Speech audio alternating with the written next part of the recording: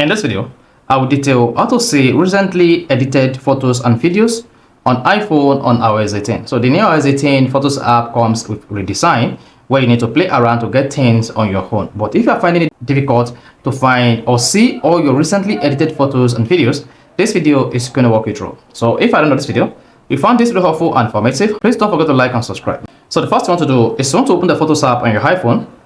Then once you open it, you should see something similar to this. Now, to see your recently edited photos, all you just need to do is scroll down until you get to Utilities. Then under Utilities, click on that. Then you have these options here.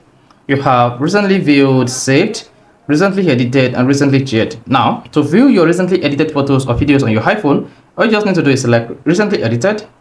Now, once you selected that, then you have access to all the recently edited. And of course, you can see recently edited.